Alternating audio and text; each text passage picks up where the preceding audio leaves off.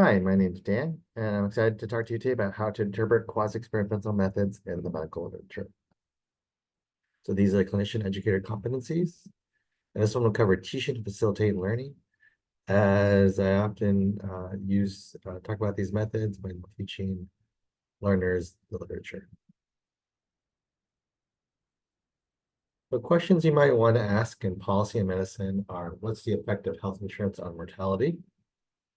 And does IV contrast from CT scans cause acute kidney injury? Naive comparisons might be if you had a large data set, comparing those with and without health insurance, or comparing those who got a CT scan with contrast to those who got no CT scan. But as you can imagine, these comparisons wouldn't make sense because those who have health insurance are fundamentally different than those who do not have health insurance, and those patients who got a CT scan with contrast are fundamentally different than those who got no CT scan. Economists call this the issue of selection, that certain groups select into either like having health insurance or select into not having health insurance, or patients are being selected to having a CT scan and those are not. And because of the selection, these groups are fundamentally different, and it would not make sense to make these types of comparisons. The gold standard are RCTs, where you randomly assign some to be treated and others to be untreated. And because this treatment is assigned at random rather than those choosing a treatment or not treatment, these concerns about selection into treatment are minimal. So why not RCTs here? Well, it might be unethical. It might be unethical, for example, to withhold health insurance from people. It might be expensive. Health insurance is expensive. And nobody might want to fund the RCT. For example, who is a natural funder to look at whether IV contrast is harmful? One possibility to answer these types of questions are quasi-experiments, also known as natural experiments, where you look into the world to provide the randomness to mimic an RCT. Now I'll talk about two quasi-experimental methods, difference and differences, and its cousin, the event study, also known as a dynamic difference and differences, as well as regression discontinuity, or RD. So in difference and differences, we compare the change in outcome before and after intervention for the treated group to the change in outcome over the same time period for the untreated group. Here, the treated group here is the mostly horizontal red line, and the untreated group is the mostly horizontal light green line. And you see here that the change in outcome after intervention is, for the red line, is denoted by that blue line. And that same difference in outcome after the timing of the intervention for the untreated group with negative intervention is then that vertical red line. And so to calculate the difference, you just subtract the blue line minus the red line, and you get that vertical green line. And that's what you attribute the effect of the intervention. And the fundamental difference, the fundamental assumption here is parallel trends, that in the absence of the intervention, the two groups would have been on the same trend or trajectory, which is denoted here by the dotted red line. So in summary, these two groups move in the same direction prior to the intervention, and then the treated group in the red line had a change in trajectory after intervention.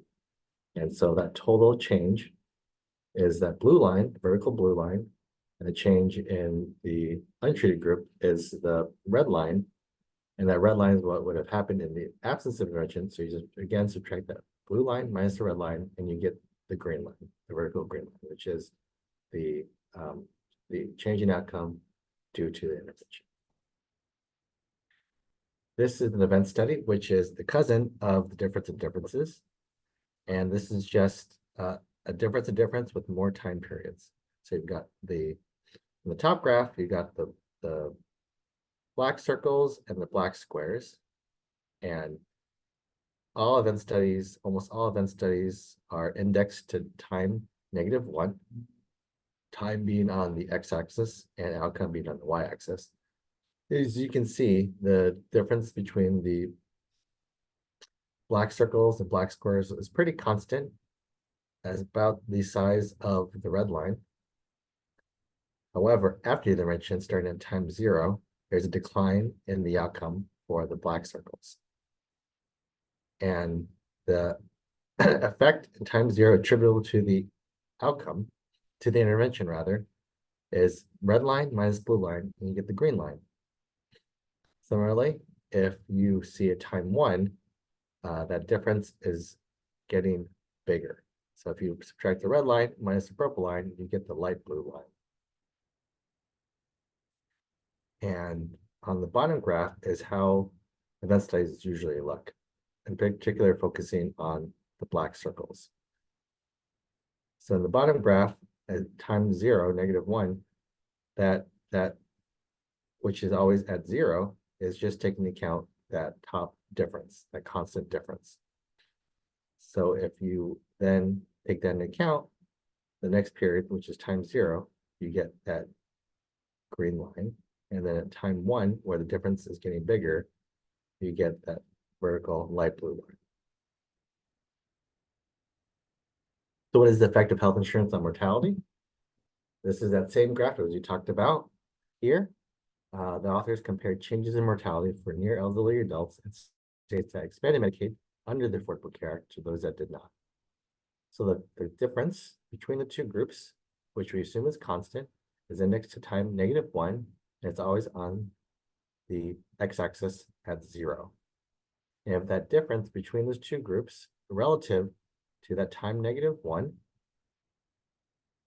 is pretty much indistinguishable from 0, as noticed by the 95% concept and confidence intervals crossing 0. And so we feel pretty comfortable here that parallel trends assumption holds. However, at time 0, we notice that mortality starts to decline for the states that did expand Medicaid.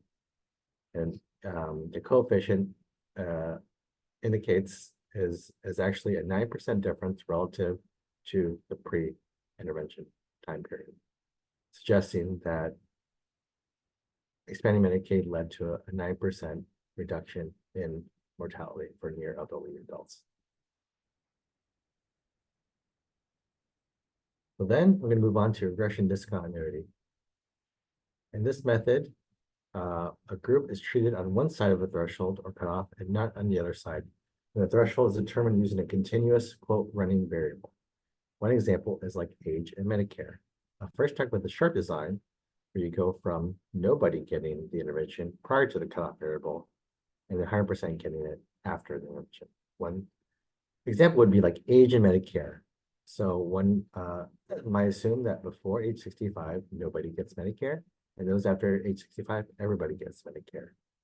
However, it's more like the fuzzy design, where, as you know, people qualify for Medicare for reasons like end-stage renal disease and disability under age 65.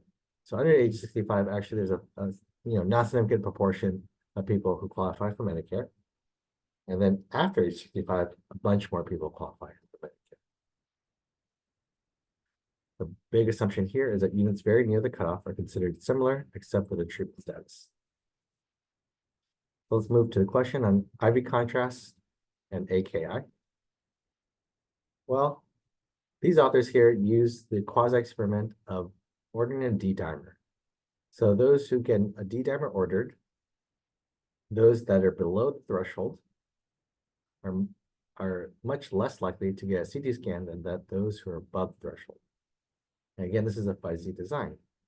So you see on the left, maybe 5% of patients that are just below the threshold, here it's normalized to 0, get a CT scan. But when they get above the threshold, that proportion jumps significantly, which goes from 5% to 30%, or 25 percentage point change. And as I mentioned before, on the right side, units that are the big assumption is that units very near the cutoff are considered similar, except for the treatment status. So here they look at GFR prior to the CT scan, or prior to the D-dimer rather. And so we see here that there is no difference in GFR around the threshold of the D-dimer, suggesting that these two groups are similar, except for one is more likely to get a CT scan than the other. And now you see here on the right side is long-term post-intervention GFR.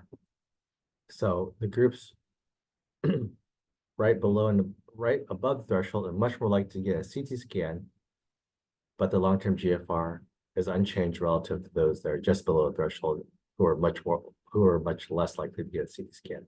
So this suggests that IV contrast does not lead to long-term changes in GFR. In summary, I've talked about two methods, regression and discontinuity, the differences, and these methods can be used to study all these quasi-experiments or natural experiments that are all around us in medicine and in policy. Thank you.